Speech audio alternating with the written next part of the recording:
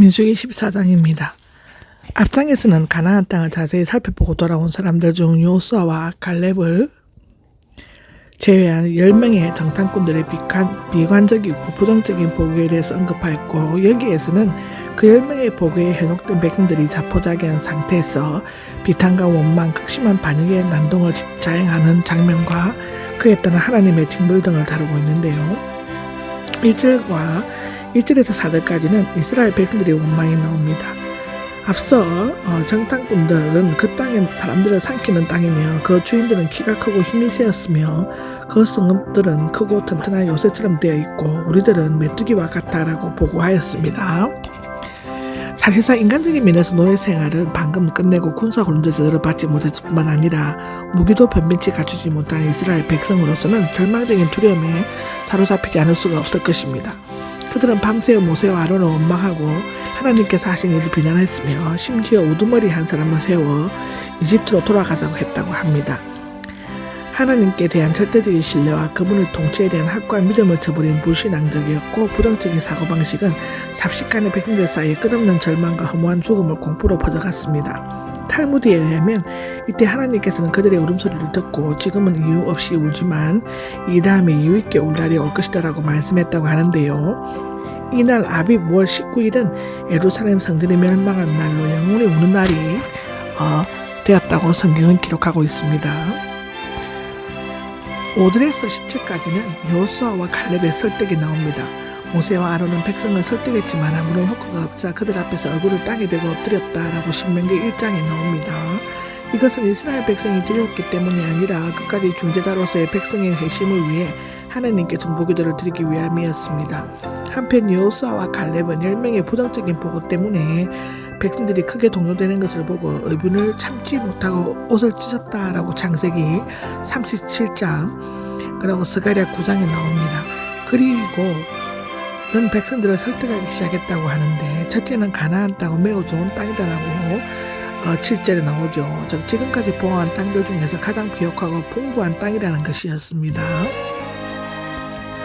여호와께서 기뻐하시면 그 땅을 우리에게 주실 것이다 라고 8절에 얘기가 하는데, 즉 여호와를 기쁘시게 해야만 가나안 땅으로 들어갈 수 있다는 것입니다.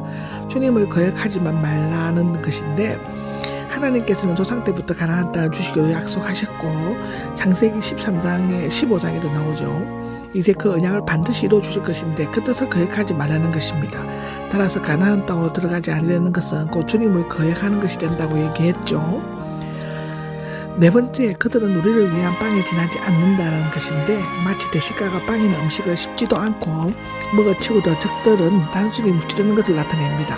만일 이스라엘 백성들이 마음을 바꾸기만 한다면 하나님께서는 이미 가나안 땅을 약속하셨고 또 자신의 약속을 한 번도 어기지 않으셨기 때문에 가나안 정복은 시간 문제임을 강조하는 표현이죠. 그러나 백성들은 자신들의 뜻을 거부하는 여호수아와 갈렙을 오히려 적으로 알고 돌로 쳐 죽이려고 하였다고 창세기 4장 8절, 사도행전 7장 57절에는 나옵니다. 하나님의 진노와 모세의 중보기도가 11절에서 19절까지 나옵니다. 하나님께서는 백성들의 불신앙과 반역행위에 대해 진노하셨고 그들을 전염병으로 쳐서 없애려고 모세로 하여금 그들보다 더 크고 힘센 나라를 이루게 하시겠다고 말씀하셨습니다. 이것은 과거 금송아지 숭배 사건에 이은 두 번째 제안으로서 이스라엘의 불신앙과 반역의 심각한 수준에 이르렀음을 나타내는 것이죠.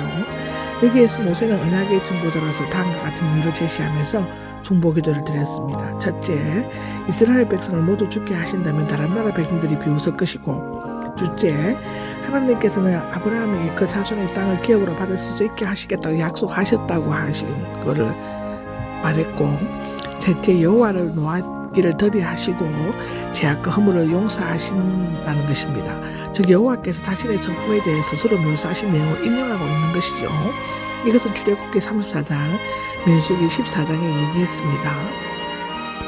가나안 입성에 40년이 유보됐는데요. 27에서 38절까지 기록이 그렇습니다. 이스라엘의 구원을 위해 기도했던 모세의 간구에 대한 하나님의 응답을 기록하고 있는데, 첫째, 나를 없인 여길 사람은 어느 누구도 그 땅을 밟지 못할 것이다 라고 나옵니다. 특히 징벌 대상을 20세 이상인 자로 규정하신 것은 육체적으로나 정신적으로 성숙하여 하나님의 뜻을 분별하고 스스로 책임질 수 있는 나이기 때문인데요. 당시 평균 연령으로 한다면 40년 이후에 그들은 다 강내에서 죽게 될 것입니다.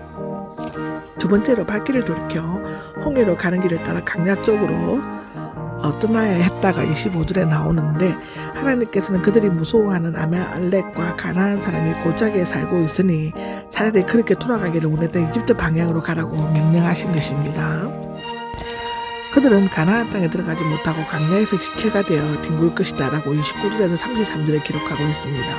그들은 자신들이 가나안 족속에 비하면 메뚜기 같다고 했는데 그들이 원하는 대로 강야에서 메뚜기처럼 죽어갔습니다.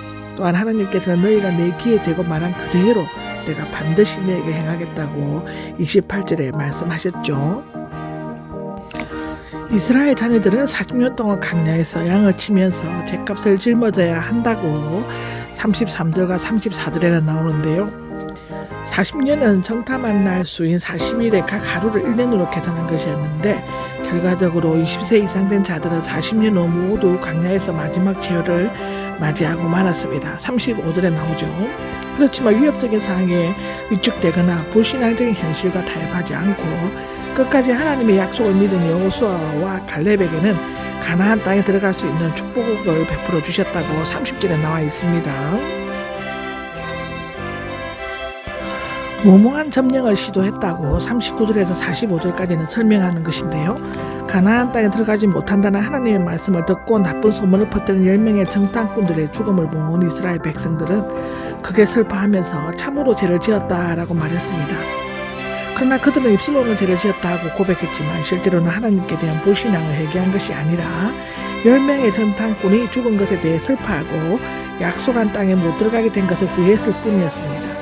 이제 그들은 내일 발길을 돌이켜 홍해로 가는 길을 따라 강야 쪽으로 떠나도록 하라고 나오는데, 하나님의 새 생명을 거스리고 가나안 정복의 첫 행동을 시작하려고 했습니다. 그들은 하라고 했을 때는 하지 않고 하지 말라고 할 때는 무모하게 하려고 했다고 44절에 나옵니다. 실로 이것은 하나님의 주권과 명령을 무시하는 불신앙적이었고 저돌적인 행동이 아닐 수가 없죠. 모세는 그들이 경솔한 행동에 대해서 여호와께 함께 계시지 않기 때문에 패하게 될 것이라고 경고했습니다. 일부의 백성들은 듣지 않고 산 꼭대기로 올라갔죠. 여호와의 언약궤와 모세가 산 아래에 있고 함께 올라가지 않았다는 것은 하나님께서 그들과 함께하지 않으셨다는 것을 나타내는데요. 결국 산악지방에 사는 아말렉 사람들과 가나안 사람들이 내려와서 산 꼭대기로 올라갔던 자들을 쳐서 호르마까지 쫓아갔습니다. 그들은 과거의 죄를 회개한다고 했지만 새로운 죄를 더 지었을 뿐이었습니다. 이것은 불순종의 삶을 사는 영원히 패배할 수밖에 없다는 사실을 교훈적으로 보여주고 있다고 요한복음 3장 36절에도 기록되어져 있습니다.